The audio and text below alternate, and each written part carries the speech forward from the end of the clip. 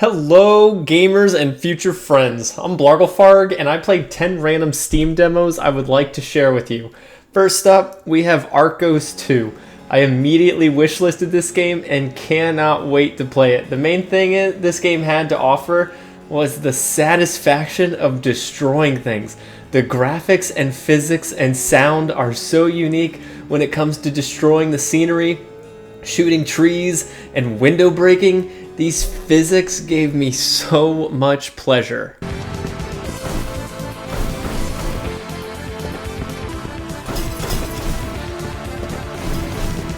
Okay, that was actually pretty cool.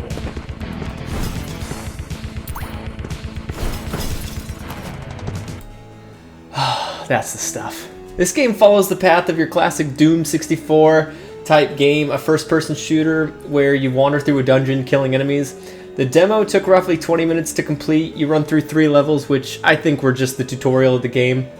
There were 3 times I got lost, but I quickly found the question mark explaining what to do, which helped. If you're a fan of any Doom-like games, I highly recommend wishlisting this. And while we're on the topic of classic Doom 64S games, I also recommend another personal favorite of mine coming out, Forgive Me Father 2. I really think they should provide a bit more information about this game. Currently, the entire trailer and screenshots on Steam only show what's in the demo and tutorial levels. Are there boss fights, a wide variety of weapons, different areas? Basically, is there more to the game than this? If this is the entire game, it would be a bit of a letdown, even though still good, as the potential this game has is through the freaking roof for me. Alright, up next we have BattleShapers. BattleShapers is a first-person shooter roguelite. I had fun for the limited time I played. I made it to the first boss 3 times and lost all 3 times. You upgrade your character throughout your gameplay. You can upgrade your weapons, your gear to help you through the next run. The controls were very fluent and satisfying. When an enemy is close to death, you can punch them for an explosion, injuring nearby enemies. Weapons were pretty cool and had enough variety to keep me interested throughout. The main thing I was not a fan of in the demo that I played is the time they steal from you to complete a stupid task. Imagine you were playing Hades, but instead of the upgrade power-up collectible that you get for completing the floor just popping up right next to you, instead there would be 10 chests just lying around, and before you move on, you have to run to each one, opening up every single one, waiting for the animation to end and the collecting to end. It took minutes just running to each chest and opening them, while the fights took seconds. I got to a point I just said, screw it, I'm not wasting my time, which sucked because when I would reach the store, I wouldn't have any currency for upgrades. So if games are put into categories based on what you do for the most of your playtime, you have to ask yourself, is this a first-person shooter even though the fights only take seconds, or a walk around and open chest because that takes 5 minutes? I wish it was more like Hades, that once the area is completed, you just get the upgrade and, don't waste my time. You need players' time to feel meaningful throughout their playthrough, or at least just have it on the ground. It seems so pointless to make me open 10 chests, one after the other, in the same room. Or this, I went all the way solving a puzzle to this path, and at the very end of it, all I got was a plus 30 health upgrade. Seriously, just give me the health and let me get on with my playthrough. And this is coming from someone who actually needed the health at the time. Imagine someone going through all this just to find out that there was health at the end that they didn't even need. But overall, graphics were amazing, gameplay is fluent and satisfying, and this is definitely on my wish list. Third, we have, and this was a weird one to say the least, it's called Big Fat Battle. It's a 15 versus 15, 30 versus 30, I don't know, a big battle. After every round, people are eliminated off. It never made sense to me why people were weeded off. Maybe fewest kills or most deaths, I don't know. But holy shit, is this game wacky. You have Tree Guy, you got Baby Donald Trump, fat chefs, fat opera singers, all with guns just shooting each other. So yes, this game is extremely wacky, to say the least. I didn't really have fun in my hour or 2 of gameplay. Controls were a little too janky, and there was no teamwork involved, just run around and shoot things for 2 minutes. After about 6 rounds, 4 people are deemed the winner, after all other members have been eliminated. What I felt most while playing this game, so there are plenty of funny, wacky games out there that are so wacky, it's not to be taken seriously. You just get to enjoy the game for a good laugh. I'm sure everyone can think of a game like that. Then on the other side, you have a very serious game that you take a little too seriously. You include teamwork, you have to get skill in order to be good at the game to win. This game felt too much in the middle of the two. It's wacky with its graphics and animation. It felt too serious with its weapon choice. I was constantly at a battle with myself asking, am I laughing because the characters look mental, or am I pissed because my teammates give fuck all about the objective and is fucking about somewhere? I know, you're looking at this thinking, Blargle, how the fuck could anyone look at this and take this seriously? But just play the game for a few minutes and you'll understand. The gameplay, weapons, and objective give you sort of, wait, are we actually trying to win, or are we just trying to have fun? Fourth, we have Born of Bread. Born of Bread, ladies and gentlemen, I am very much on the fence with this one. On one hand, we have the graphics.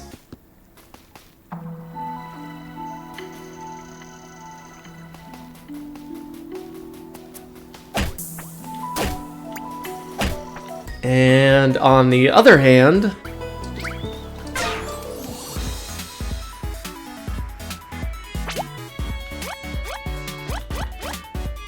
we have my least favorite combat system in all video games. When you first start out, you get a weapon and can actually swing that weapon around and break barrels and everything, right? However, I was so upset when I came across my first enemy and went to attack it, and it took me to a turn-based combat system. Now, don't get me wrong, there is absolutely nothing wrong with this, and there are multiple people out there right now saying, I prefer this method, I'm excited. It's just, it's just not my thing. This is just something I do not like in video games. I much prefer attacking an enemy in the world, not I attack, you attack, turn-based strategy. My question is, why give me a weapon in this world at all if I can't use it on enemies? I will definitely have this one on my radar just to see if there is more to it than walking around and just get forced into combat stance screens with every enemy out there, which kind of got a little boring during my playtime. But holy shit, this art style, concept, and graphics are very much in the game's favor. No one can argue that. Alright, number 5, Crime O'Clock. Crime O'Clock started out great, but I slowly began to realize I was playing the game when I thought I was still in the tutorial. Crime O'Clock is a click and solve game. A crime is committed and you search for clues to figure out the victim, the culprit, and the motive. This is a very clever game. The first 2 crimes found and solved are a break-in and a murder, with the narrator sort of piggybacking you every step of the way. I would have much rather preferred they throw this entire image at you and say, what happened? Leave you to figure it out, instead of telling me to look somewhere. Otherwise, it was just, makes me feel like I'm playing the game Hidden Figures, like, come find this after I describe it to you. A crime or a detective game is always fun, but in my opinion, it is very hard to perfect this type of game and give the player full authority over the situation and not hand them the solution. Disco Elysium is, in my opinion, the closest that a game has ever got to that. I can't say for certain this game doesn't provide more leniency to the player with solving, but it provided me with the full walkthrough in my short playtime. If the game expands, I think it has real potential. Ladies and gentlemen, I present to you Motordoom.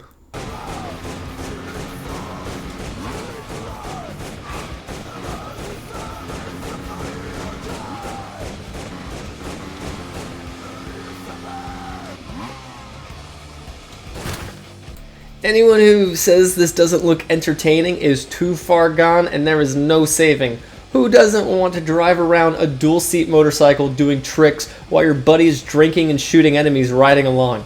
This game is the definition of a badass game, but sadly it only shines with its badassness, with visuals and concepts but not controls. This game was janky as fuck and very frustrating to attempt to perform anything to a point. I got so frustrated failing doing tricks, so I just started driving around in circles, letting my guy shoot enemies, which was still fun. Depending on how much this game branches out from the demo will depend on the recommendation. If it is just driving around in a warehouse shooting endless spawning enemies, I may sit this one out, but if they open it up driving down a street or a larger world upon release, it may just be enough to recommend for one badass experience. Up next, we have Distant Bloom. Distant Bloom was a great mind easer. You crash land on a dying planet separated from your crew with only your helpful robot to guide you. You start seeing dead planets, trash everywhere, and immediately decide to start cleaning up and help. Upon picking up trash, you quickly see the planet begin to regrow to its natural beauty. This is something I can easily get into. A game like this can do great things to the mind, in my opinion. Something someone can meditate to. If the entire game is simply travel to a planet to cure it by picking up trash, finding my missing crewmates, and planting gardens, that is just fine by me. I've played many games like this in the past, something with no stress, no pain and suffering, no deaths after deaths after deaths, just simple gameplay with peaceful healing. I will definitely have Distant Bloom on my wish list. If you are someone who might get stressed easy and looking for ways to decompress, I recommend adding it to your wish list for when the time is right. Alright, ladies and gentlemen, Genopanic. Holy cow, what a way to do a demo. Alright, Genopanic looks to be a pixelated Metroidvania. You are on what seems to be a crashed spacecraft or possibly a broken ship of some kind, I don't know. You are an engineer who is off to repair it. I'd like to say right off the bat that the developers knew what to show in a demo. You start out in a spacecraft and it seems infested with what they refer to as zombies, only I don't believe these have risen from the dead. It seems there is a presence of an enemy lurking controlling them. After a few repairs, you quickly gain a sword and make your way to the first boss of the game. You beat him and it's the end of the demo. In my head, I was thinking, okay, that's pretty cool, hope the game has more to offer.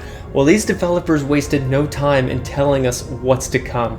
We have weapons, guns that shoot bullets, guns that launch metal like a repelling magnet. We get a jetpack in this game. We have a dash ability. We have a freaking flamethrower. We're gonna get a double jump. And in my head, all I'm thinking is, I cannot wait to see what this game throws at us and how all these gadgets will be used. The developers showed that there is plenty to look forward to for this game, and I will definitely be picking it up to see what they have in store for us. Okay, TagLine. This was by far the biggest disappointment. The graphics were very unique and the controls were fluent, but the actual level design and gameplay fell flat on its ass. But I will say there is a chance I was playing this wrong, as stupid as that sounds. You start out in a tutorial where you are testing the use of roughly 5 power-ups. Yellow, when shot downward, gives you a boost to make it over larger jumps. Purple provides a platform. Green creates a shield to burst through walls. Red shoots out bullets like a gun, and about 1 or 2 others. After you learn all the power-ups, you are then presented atop buildings in a city where there are 2 NPCs with tasks for you to complete with the help of power-up. And this is where the game went immediately downhill. You cannot move around in this map. I just repeatedly fell to a point even the power-ups couldn't save me. As if they could, as you have to go so close to them to grab them off the wall. What is the point? Let's say I need yellow to get over a jump. This doesn't help because yellow is across the damn map, unable to be obtained unless I go all the way over there, which I need it to get over there. The platforms you create with purple felt so frustrating as they disappear really quick. They are so small since the game requires you to be quick as it gives you timed events. Not to mention, why would I ever need red when there are 0 enemies? And again, it doesn't matter when a power-up is needed, as you're never next to one when you need it. Jumping is so low, it's almost as if it isn't a jump at all, which is weird, as this is a game dependent on your movement, jumping from building to building, and in order to trigger the ledge grab animation, you have to be so freaking close to the ledge, it almost seems pointless. I don't really know what this game was going for. It almost seems like a developer's trial before making an actual game, like, okay, here's 5 things I want in my game that you'll be able to have. Here's a city, go do something without an objective. I'll keep this in my sights, but really just to see if I was possibly playing it wrong, or if this isn't even the game. The developers just put everything in a world to give the player a sense of what's to come, gameplay-wise, not show actual gameplay. So there is a possibility of that. Now, I did save my, not the best for last, but my personal favorite for last. I give you Folk Hero. Folk Hero, ladies and gentlemen, if I were to go into the future where these games were released and I bought and played them all, I assume Folk Hero would be my favorite. Nothing against the previous games shown. I had fun with all of them, in a way, and will most likely wishlist them all, but something about Folk Hero struck me as my type of game. You start on a beach with 2 NPCs. One takes you to an island, and one offers upgrades. Once on the island, you wander until you find the boss, defeat the boss. The demo offers one boss fight of a bear, and this game, to me, shared a striking resemblance, gameplay-wise, of one of my all-time favorite games, Rogue Legacy. At the very end, after the boss was defeated, what I thought was really cool, multiple power-ups fell from the bear, including some special abilities such as what appears to be a totem that would launch fire or something at an enemy, and a freaking black hole that sucks enemies in, with power-ups like ones you would possibly collect in Risk of Rain, something that you would stay with you throughout your entire journey, things that you'll just continuously grab throughout and stay with you. Now, this first island was short, and the boss was not too much easy, but lacked attack variety. It altogether was a fun demo, and I will 100% be picking this up. However, if this game plays its cards right and expands far enough and provides enough variety in gameplay, I can definitely see this becoming a cult classic to me like Rogue Legacy has for many years. And that does it here, ladies and gentlemen. I believe it is very important to support indie developers, as it is indie developers I have enjoyed a vast majority of my time playing, and not these bullshit money-hoarding AAA games that either don't run, filled with bugs, or just plain suck. If you saw something here you liked, please pick it up. It's always good to spread the love, and I think showing support for someone who spent their hard-earned time on something is a great way in doing so. Thank you, and I hope you all have a great day.